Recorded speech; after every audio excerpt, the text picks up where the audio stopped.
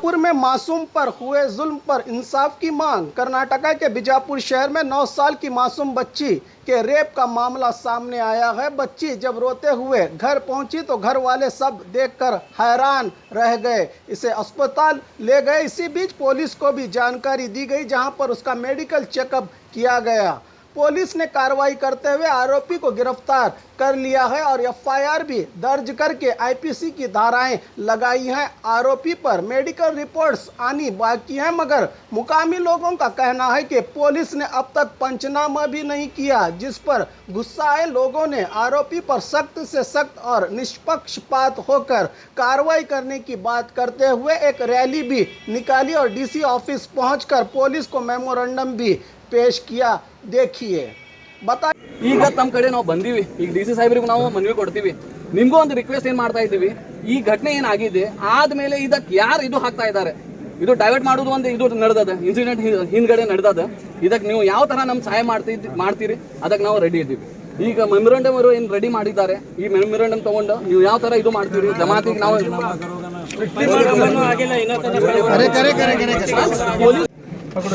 थोड़ा पीछे हटो जी, पीछे हटो, मोबाइल पीछे लो, सीधा करो मनवी, थोड़ा मोबाइल पीछे लो, जरा ले लो घर को, जरा हाथ करो किसका, जरा उसे सही करे नहीं हाथ, हां सही कैमरा सिग्नेचर कर सकता हो तुम्हारा। हमने पूरा ब्रीफ एक्सप्लेनेशन इनको देंगे।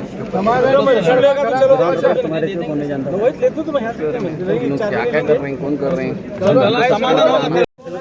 2 दिन पहले एक नाबालिग बच्ची 9 साल की बच्ची का एक रेप पोस्को केस जो है गांधी चौक पुलिस स्टेशन में रजिस्टर हुआ है। उसके बाद में ट्रीटमेंट के लिए जो सिविल हॉस्पिटल बीजापुर का बहुत एक ऐतिहासिक हमारा हॉस्पिटल है, जहां पे 9 साल की बच्ची के साथ में जब रेप होता है और उससे ब्लीडिंग होती है, ये मैं नहीं कह रहा हूं, उनके दवाखाने के रिकॉर्ड के जरिए से मैं कह रहा हूं, जब ब्लीडिंग होती है तो किस तरीके का ट्रीटमेंट इस दवाखाने में दिया गया है। और उसके बाद में फर्दर ट्रीटमेंट के लिए हम लोग जब शोलापुर को पेशेंट को रिक्वेस्ट करके ज़बरदस्ती करके लेके गए हैं, तो उन लोगों की नाकामयाबी, उनकी ज़बानी, उनकी लिखत, अगर एक बच्ची के साथ में रेप होता है, उसे ब्लीडिंग हो रही है, तो उसे एक पैरास्टामोल दी जाती है, एक टीटी इंजेक्शन दिया जाता है, एक एंटीबायोटिक दिया जाता है, और उसके बाद में जो बैंडेज वगैरह लगाया जाता है, उनके ट्रीटमेंट के साथ में जो है नहीं यहाँ पे है। उसके बाद में हम लोग जब देख रहे हैं बच्ची का कोई सेहत में कुछ इजाफा नहीं हो रहा, तो हम लोग जब रिक्वेस्ट कर रहे हैं डिस्ट्रिक्ट सर्जन को कि पेशेंट को फर्दर ट्रीटमेंट के लिए हम लोग दूसरे जगह लेकर जाएंगे, तो डिस्ट्रिक्ट सर्जन का एक जवाब है और उनके दवाखाने वालों का एक जवाब है कि जब तक पुलिस वाले उन्हें परमिशन नहीं देते तो वो पेशेंट को डिस्चार्ज नहीं करते। ये कहाँ का इंसाफ है?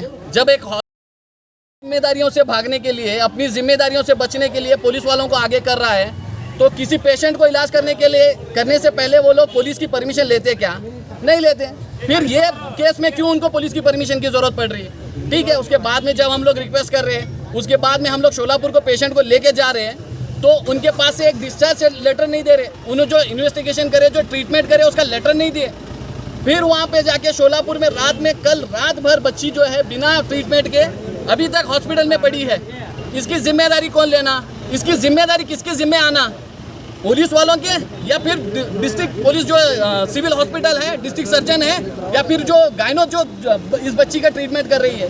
ये कहीं ना कहीं इस रेप को दबाने की कोशिश की जा रही है। ये रेप को दबाने की वजह क्या है बोले तो फाइनेंशियल सपोर्ट, दूसरा उनके भाई का जो है डॉक्टर जो है ना DHO के साथ, DS के साथ में है, इसके वजह से ये केस को दबा रहे। अब इसका प्रूफ मैं जो है ना, मैं लाइव प्रूफ हूँ, मैं जो है ना ये सारी चीज़ें फेस किया हूँ, मैं देख के बोल रहा हूँ। ये कहीं ना कहीं सिविल हॉस्पिटल का जो पूरा स्टाफ है, इस केस को दबाने के लिए, इस केस को नहीं हुआ साबित करने के लिए पूरी कोशिश कर रहा है। अगर आप लोगों के अंदर इंसानियत है तो आप कल शाम के 6 बजे से आज हमें डिस्चार्ज लेटर आज मिला है, अभी 3 बजे जो है ना हमने डिस्ट्रिक्ट हॉस्पिटल से डिस्चार्ज लेटर मिला है। और हम लोग आपसे अपील करना चाहते हैं, अगर आप लोगों को लग रहा इस बच्ची के साथ में कुछ नाइंसाफ़ी हुई, तो इसके खिलाफ जिस तरीके से प्रोटेस्ट करना है वो प्रोटेस्ट करो। और हम लोग अपील करना चाहते हैं बार एसोसिएशन को, हम लोग अपनी तरफ से एक मेमोरेंडम भी देंगे कि ऐसे रेपिस्ट को जो है नहीं कोई भी डिफेंस रिपोर्ट आने से पहले नेगेटिव रिपोर्ट है बोल के बोलते फिर रहा, ये इनके अंदर इतनी हिम्मत कहाँ से आई? इनका मेडिकल एसोसिएशन के साथ में कुछ रिलेशन है, इनका सेटिंग है, ये पूरा क्लियर हो रहा। तो इसके लिए हम लोग सारे लोग जो है नी इस बच्ची के साथ में खड़े हैं, क्योंकि जो गरीब है उसके साथ में नाइंसाफ़ी होती, उसके साथ में एक गलत काम होता, तो ये लोग साइकिल पे से गिर के उसे ब्लीडिंग हो रही बोल के बोलते हैं। इन्हों बोलते हैं कि हमारे पैसे देने का था, उसके बारे में हमारे पर इल्ज़ाम लगा रहे हैं करके बोलते हैं। इन्हों बोलते हैं हमारे घर वाले जो है नी 2 महीने 3 महीने में रिटायर्ड होने वाले हैं, वो नहीं देखे जाको इनके ऊपर इल्ज़ाम लगा रहे हैं बोलते हैं। आपके घर में आपकी बच्ची अगर ये सदमे से गुजरती रहती और आपके सामने अगर ये बातें आती तो आप क्या करते? आप इसके खिलाफ आवाज़ उठाते क्या? आप इसके साथ में खड़े होते थे क्या? नहीं, आपका ज़मीर इस बात की गवाही देना।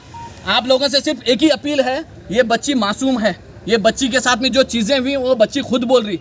आप लोगों के ऊपर फ़र्ज़ बनता कि अगर उसके साथ में नाइंसाफ़ी हुई तो उसके साथ में।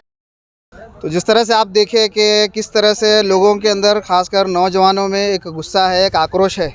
जाहिर सी बात है 9 साल की बच्ची के साथ जब इस तरह से जुल्म होता है और बच्ची ने आइडेंटिफाई किया है विक्टिम को, जो अक्यूज़्ड है, विक्टिम ने अक्यूज़्ड को आइडेंटिफाई किया है।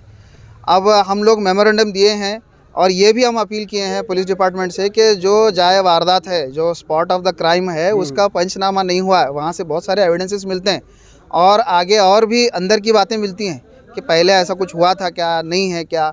वो इन्वेस्टिगेशन सब जुडिस मैटर है, वो इन्वेस्टिगेशन अपने हिस्से से चलेगी, अपनी रफ्तार से चलेगी, लेकिन फेयर एंड ट्रांसपेरेंट इन्वेस्टिगेशन में कोई भी दखल नहीं देना, उसे रास्ता चुकाने की कोशिश नहीं करना, ये हमारी मांग है।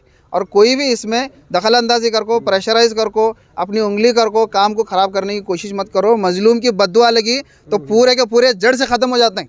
हमारे शहर का इस वक्त बहुत ख़राब हाल है और इसके साथ साथ मैं पूरे शहर के, बीजापुर शहर के होंगे, पूरे डिस्ट्रिक्ट के होंगे, तमाम माँ बाप से गुजारिश करना चाहता हूँ, अपने बच्चों पर नज़र रखो।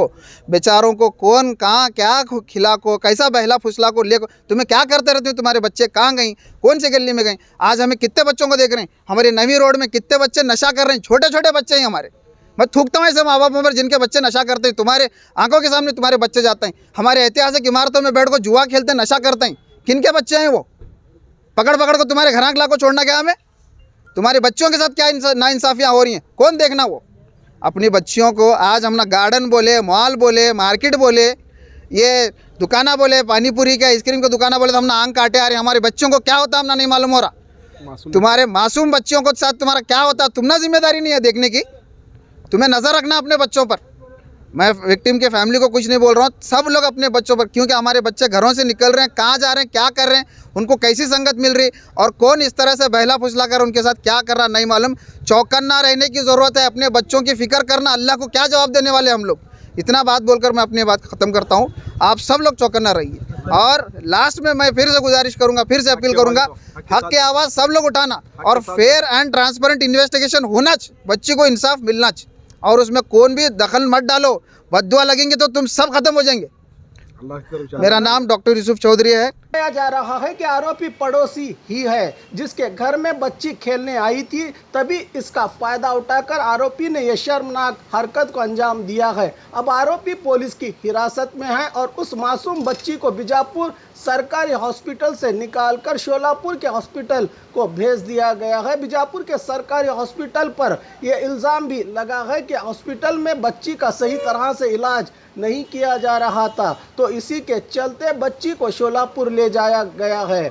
अगर ये सच है तो आरोग्य मंत्री डॉक्टर के सुधाकर इस हॉस्पिटल के जिम्मेदारों पर